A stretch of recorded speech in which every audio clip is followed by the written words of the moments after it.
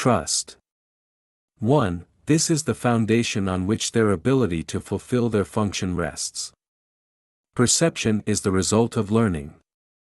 In fact, perception is learning, because cause and effect are never separated. The teachers of God have trust in the world, because they have learned it is not governed by the laws the world made up. It is governed by a power that is in them but not of them. It is this power that keeps all things safe. It is through this power that the teachers of God look on a forgiven world. 2. When this power has once been experienced, it is impossible to trust one's own petty strength again. Who would attempt to fly with the tiny wings of a sparrow when the mighty power of an eagle has been given him? And who would place his faith in the shabby offerings of the ego when the gifts of God are laid before him? What is it that induces them to make the shift? A. Development of trust. 3. First, they must go through what might be called a period of undoing. This need not be painful, but it usually is so experienced. It seems as if things are being taken away, and it is rarely understood initially that their lack of value is merely being recognized. How can lack of value be perceived unless the perceiver is in a position where he must see things in a different light? He is not yet at a point at which he can make the shift entirely internally. And so the plan will sometimes call for changes in what seem to be external circumstances. These changes are always helpful. When the teacher of God has learned that much, he goes on to the second stage. 4. Next, the teacher of God must go through a period of sorting out. This is always somewhat difficult because, having learned that the changes in his life are always helpful, he must now decide all things on the basis of whether they increase the helpfulness or hamper it. He will find that many, if not most of the things he valued before will merely hinder his ability to transfer what he has learned to new situations as they arise. Because he has valued what is really valueless, he will not generalize the lesson for fear of loss and sacrifice. It takes great learning to understand that all things, events, encounters and circumstances are helpful. It is only to the extent to which they are helpful that any degree of reality should be accorded them in this world of illusion. The word value can apply to nothing else. 5. The third stage through which the teacher of God must go can be called a period of relinquishment.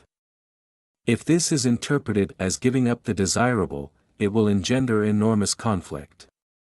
Few teachers of God escape this distress entirely. There is, however, no point in sorting out the valuable from the valueless unless the next obvious step is taken. Therefore, the period of overlap is apt to be one in which the teacher of God feels called upon to sacrifice his own best interests on behalf of truth. He has not realized as yet how wholly impossible such a demand would be. He can learn this only as he actually does give up the valueless. Through this, he learns that where he anticipated grief, he finds a happy light-heartedness instead, where he thought something was asked of him, he finds a gift bestowed on him.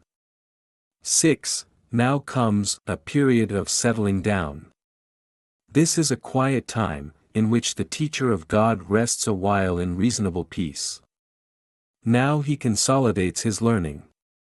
Now he begins to see the transfer value of what he has learned. Its potential is literally staggering, and the teacher of God is now at the point in his progress at which he sees in it his whole way out. Give up what you do not want, and keep what you do. How simple is the obvious! And how easy to do! The teacher of God needs this period of respite. He has not yet come as far as he thinks. Yet when he is ready to go on, he goes with mighty companions beside him. Now he rests a while, and gathers them before going on. He will not go on from here alone.